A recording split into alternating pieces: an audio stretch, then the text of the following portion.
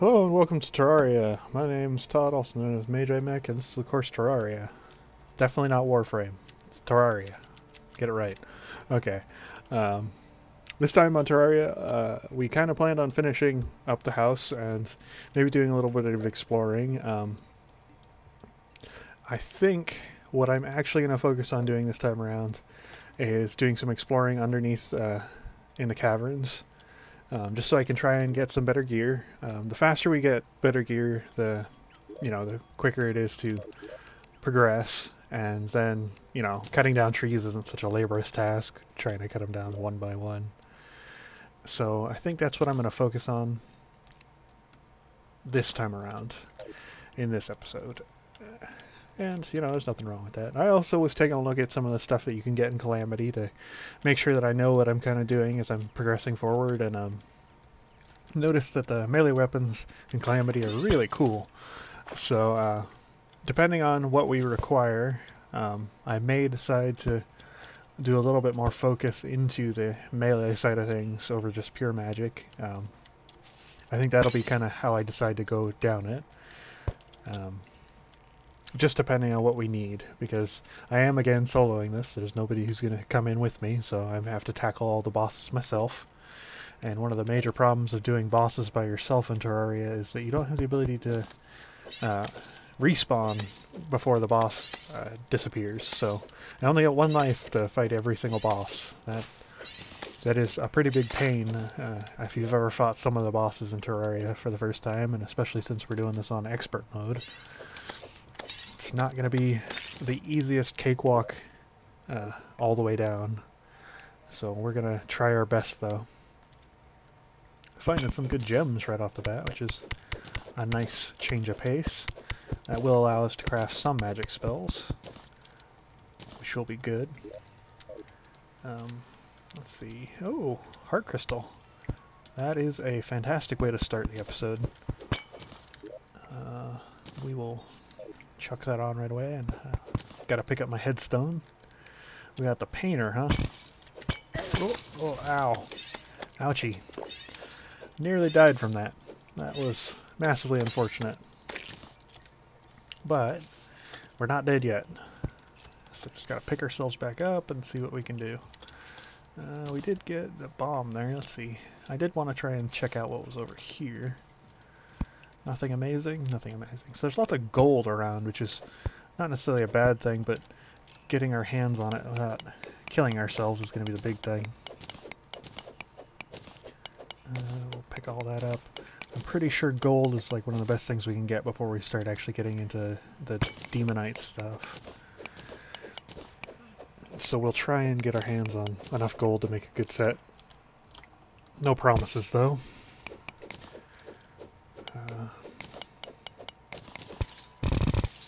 Oh, almost fell all the way through.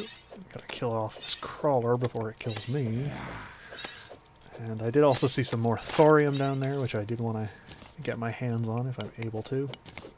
I'm sure most people have noticed already that I am on softcore, I think they call it in Terraria. It's just the mode where the only thing you drop when you die is gold, because I really didn't want to lose any of the items, especially not on expert mode where the difficulty is going to be much higher. I'm going to have enough problems as is trying to just complete the game, I get the feeling. Especially with how hard I've seen some of the Calamity bosses be. Even for groups of people. Don't want to make it extremely hard for ourselves. I was noticing that when I was recording some of the episodes last time that I think I messed up the audio balancing on some of those. So if you notice that some of it's a little bit quieter than usual, you'll have to forgive me for that. Hopefully it's not too distracting. It would take a lot of time to go back and edit the entire video again just to fix out the audio. This time around I'll make sure that I've boosted my voice enough that it's not super quiet like it was. Ooh, some diamonds. The diamonds are super useful. I've already made that comment before, I think, but I wanted to make it again. They're probably the most useful gem you can get, especially early on, because we can get lots and lots of stuff from them. And And they also make some of the best magic spells out of any of the other gems. Oh, it's dark over here.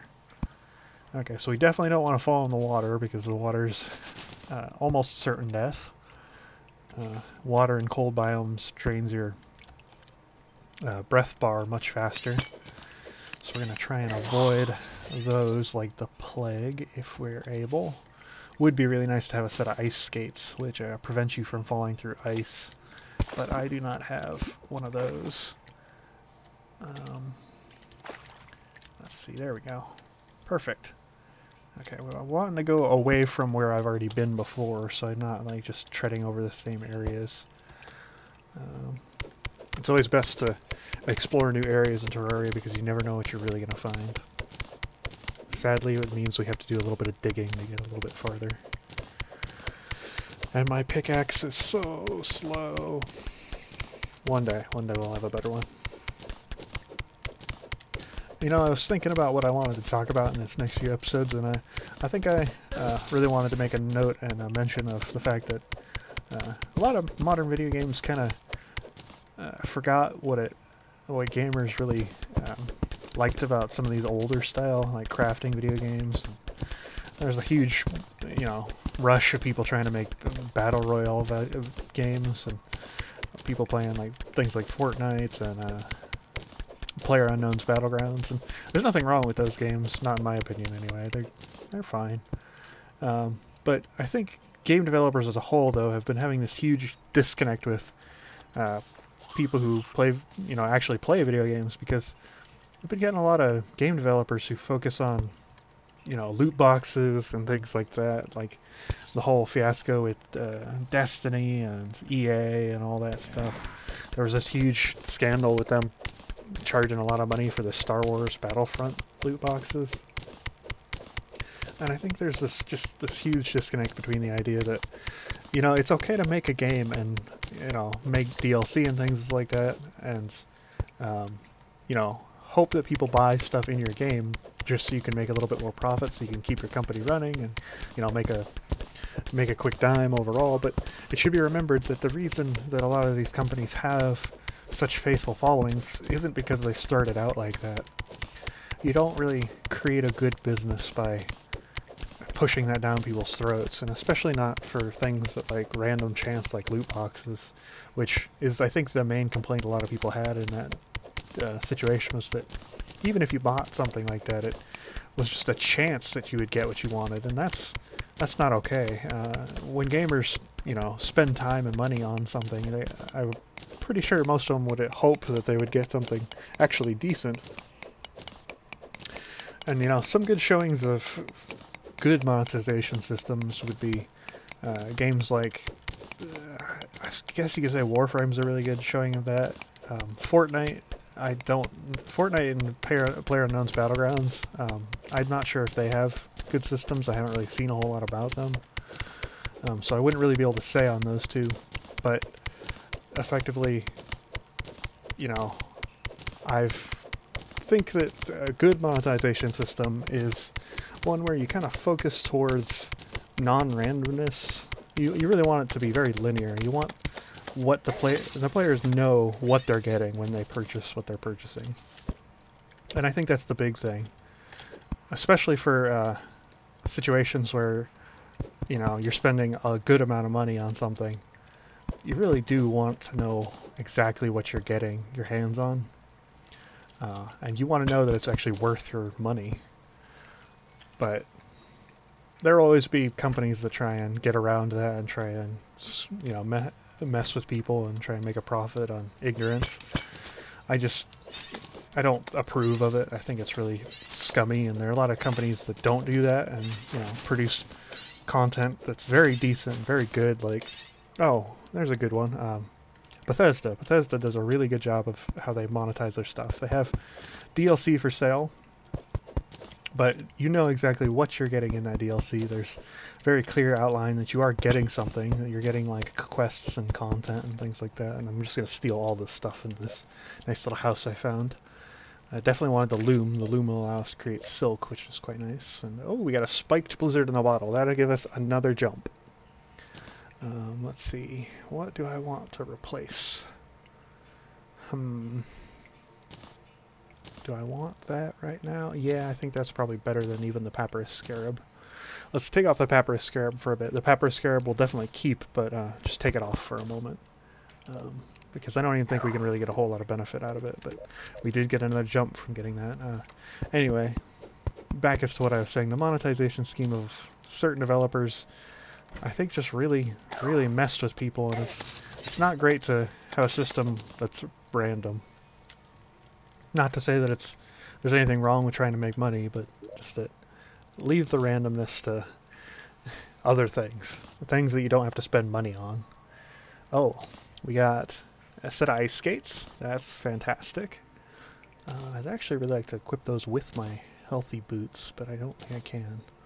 I'm going to get rid of the slush. I definitely don't need that. Let's leave the rest of this stuff. I might actually have to do a trip back right away. That's kind of annoying. I don't need these recall potions. I really don't. Don't need that slush in there. Loot all this. Let's see. Definitely don't want to get rid of my rope. I don't need these pressure plates. Do I need the ice torches? Probably not, but they're kind of cool. Let's see, what can we get rid of? Yeah, we could get rid of the snow blocks. I don't really need the snow blocks.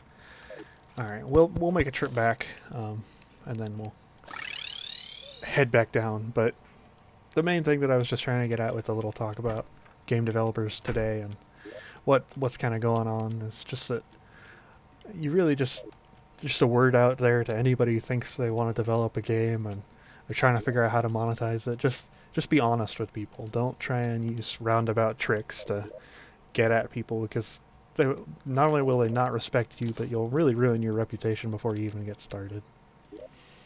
And that is never a good thing.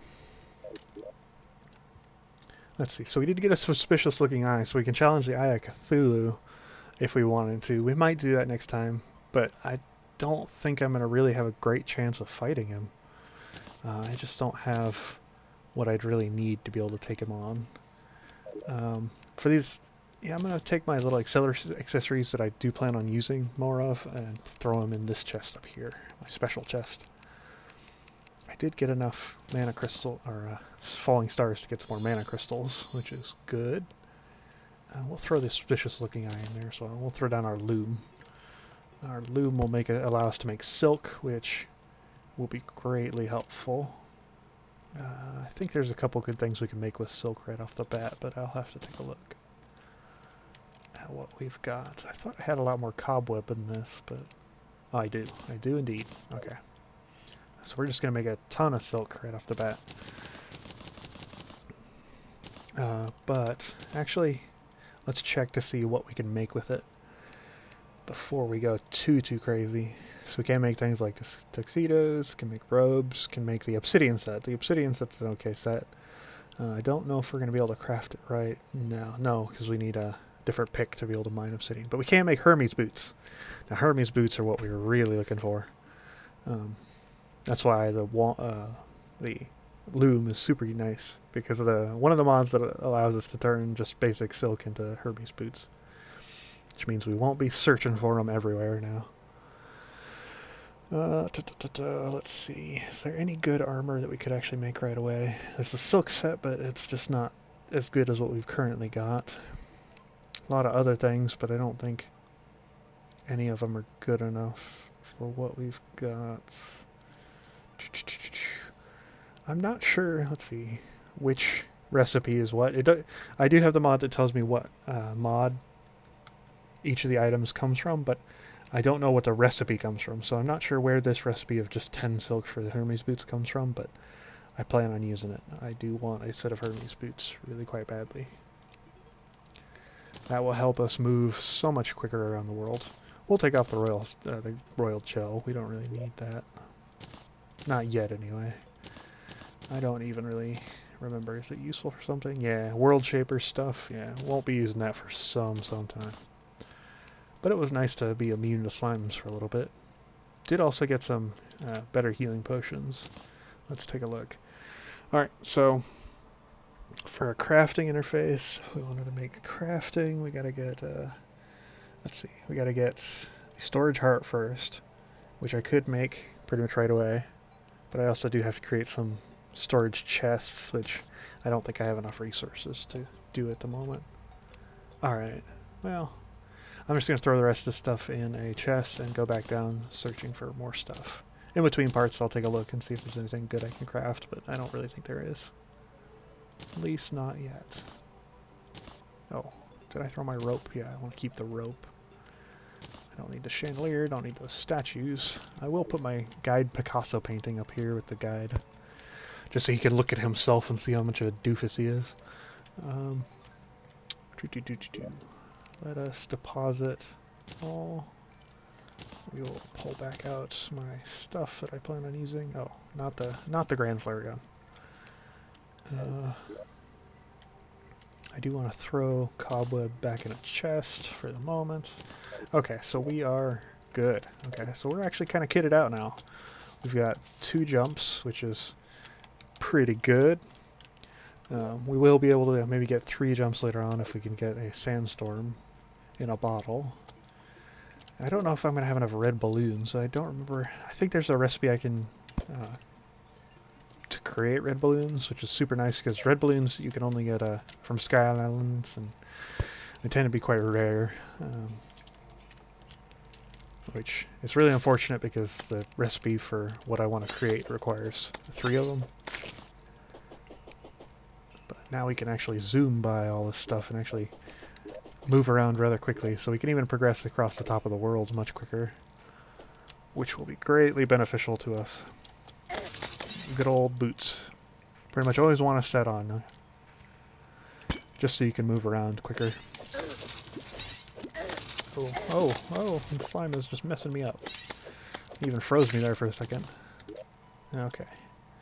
We aren't dead yet, though. Let's see. Ooh, cobwebs. Oh, I don't want to go in the water. I don't want to go in the water, I said. I say, unconvincingly. Oh, I think I'm going to die. I really don't want to die. Let's just head out of here. Okay. We are out of there for a second. I don't have the life regen from my life regen boots anymore. Maybe I should build a campfire really quick.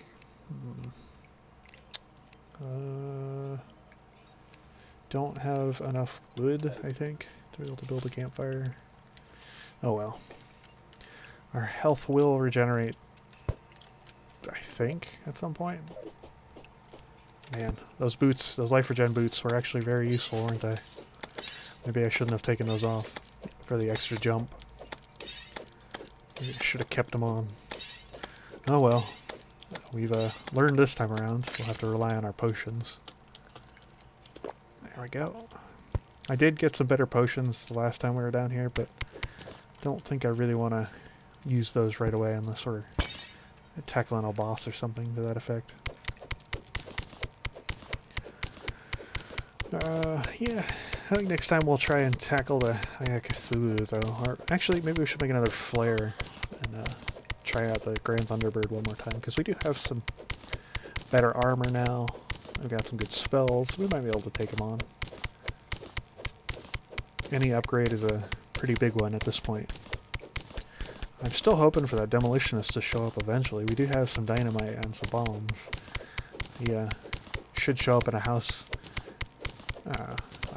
you know, at some point. I'm just never sure when that'll be.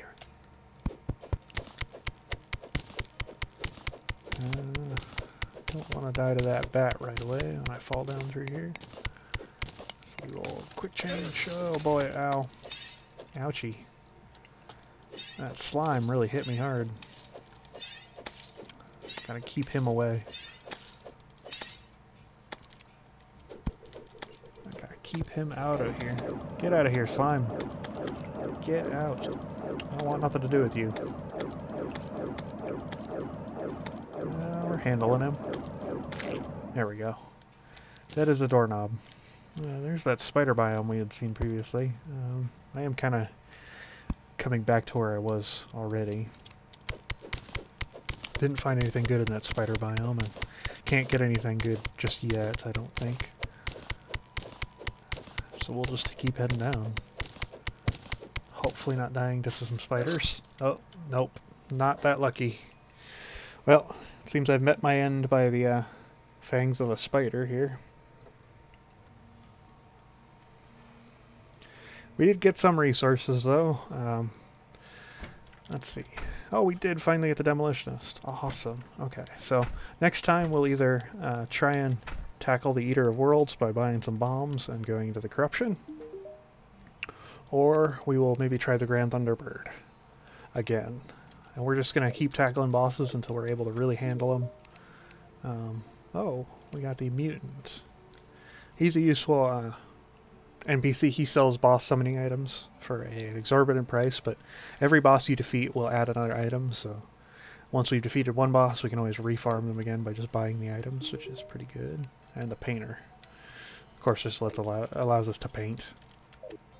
I did say I was going to try and look up some designs for houses, but I've been quite busy this week with some of the things that I've been dealing with, and haven't had the chance to, so probably won't get around to finishing up these houses until we do more in the corruption and fight some more bosses, just because I have more time for that sort of stuff right now. A little quick deposit, and I will see you guys next time. Goodbye.